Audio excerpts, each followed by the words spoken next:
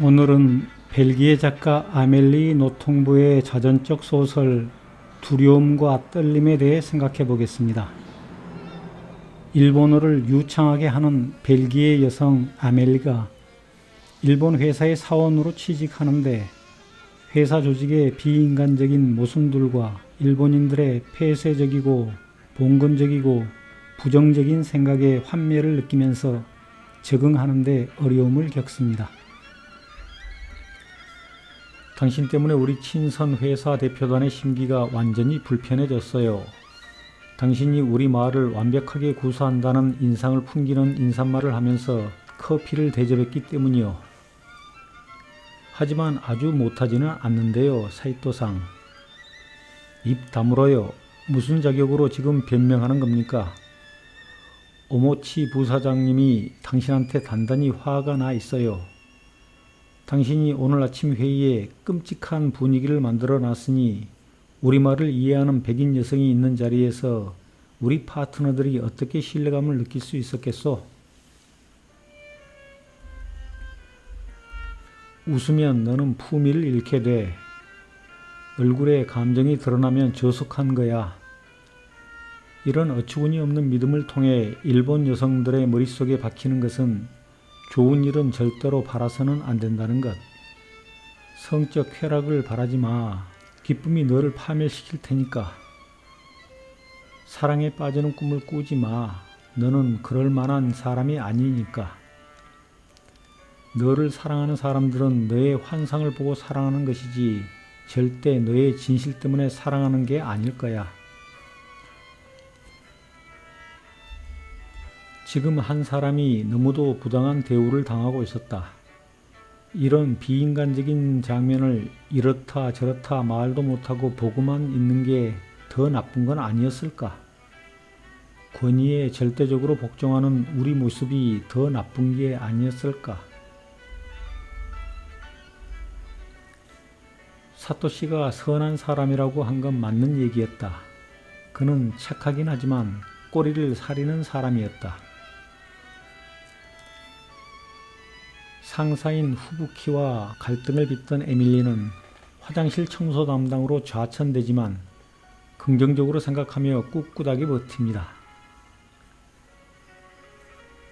더러워진 변기를 문질러 닦을 때의 좋은 점은 이제 더 아래로 떨어지는 것을 두려워할 필요가 없다는 것이다.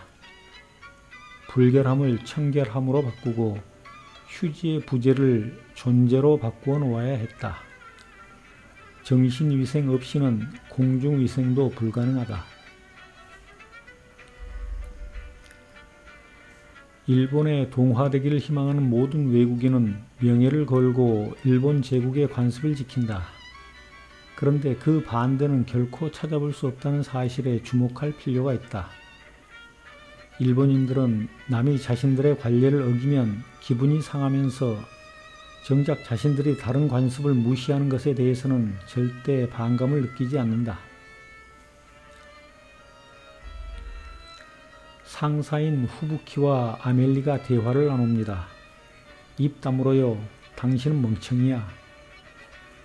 내가 멍청이길 바라야 하죠. 당신이 이 자리를 똑똑한 사람에게 줬더라면 어떻게 됐겠어요? 무슨 권리로 내게 말대답하는 거죠? 내가 뭐 겁낼 게 있어요? 당신이 나를 이보다 더 못한 자리에 배치하는 건 불가능할걸요?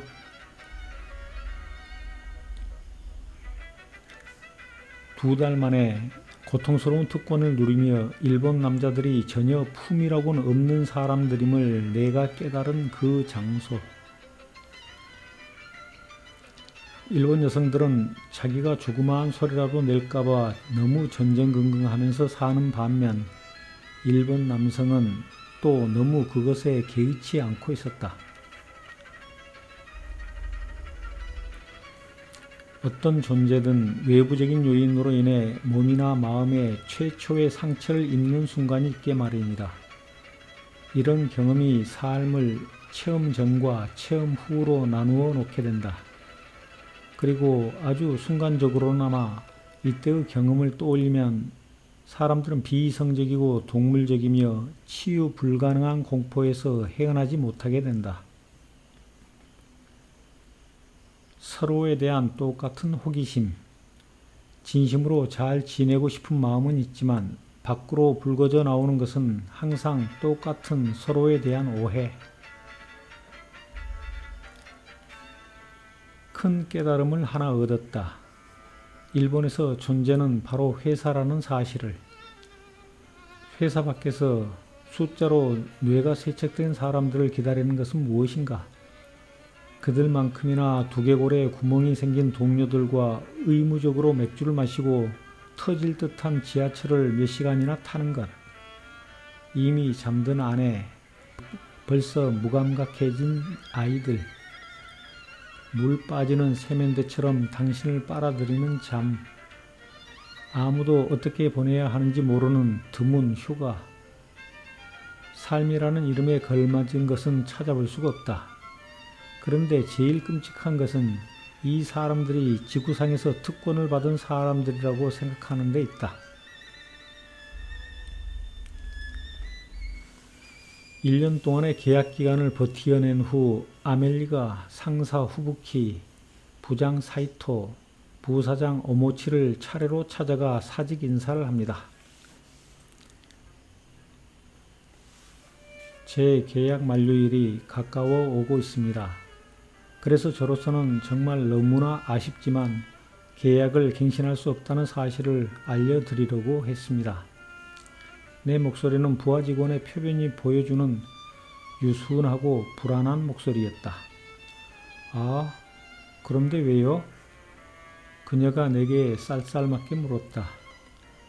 이 얼마나 기막힌 질문인가. 그러니까 코미디를 하고 있는 사람이 나 혼자만은 아니었던 모양이다.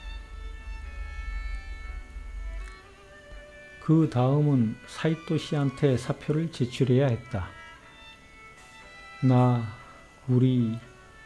내가 정말 미안하게 됐습니다. 일이 이런 식으로 되길 바란 것은 아닙니다. 진심으로 사과하는 일본인. 이건 정말 100년에 한 번 나올까 말까 한 일이다. 불쌍한 사이토 씨. 도리어 내가 그에게 힘을 북돋아 주어야 했다. 직장에서 어느 정도 승진을 했다고는 하지만 그는 수많은 일본 남자 중 하나일 뿐이었다. 자신이 좋아하지 않는 건 분명하지만 유약하고 상상력이 없어서 절대 폄훼하지는 못할 한 제도의 노예이면서 동시에 그 제도의 부름을 받드는 서투른 사형 집행인. 이번에는 오모치 씨 차례였다. 이건 홋카이도의 특산품으로 멜론이 들어간 화이트 초콜릿이요. 맛이 기가 막히지. 완벽하게 일본 멜론 맛을 살려냈어요. 자, 들어봐요. 아니요, 됐습니다. 나는 일본 멜론을 좋아했지만 이 맛이 화이트 초콜릿의 맛과 섞인다고 생각하니 정말 내키지 않았다. 무슨 불가사의한 이유에선지 내가 거절한 것이 부사장의 신경을 건드렸다. 그는 점잖은 표현으로 다시 한번 자신의 지시를 반복해서 말했다. 메시 아가떼 구다사이. 다시 말하면 제발 제 성의를 봐서라도 한번 드세요. 나는 싫다고 했다. 그는 언어의 격을 순식간에 내리기 시작했다. 다베떼, 즉 들어요. 나는 거절했다. 그가 소리를 질렀다. 다베루, 즉 처먹어. 나는 거절했다. 그는 기가 넘어갈 듯이 화를 냈다. 이런 참나. 계약이 만료되지 않은 한 당신은 나한테 복종해야 하오. 제가 먹든 안 먹든 그게 부사장님한테 무슨 상관입니까? 이렇게 불손하다니. 당신은 나한테 질문을 할 필요가 없어요. 내 지시만 그냥 따르면 되지. 잠시 후 내가 너무 지나쳤다는 것을 깨닫게 되었다. 나는 그의 앞에 무릎을 꿇었다. 부디 저를 용서해 주십시오. 그가 어느 정도 숨을 돌리더니 울부짖었다. 처먹으라니까.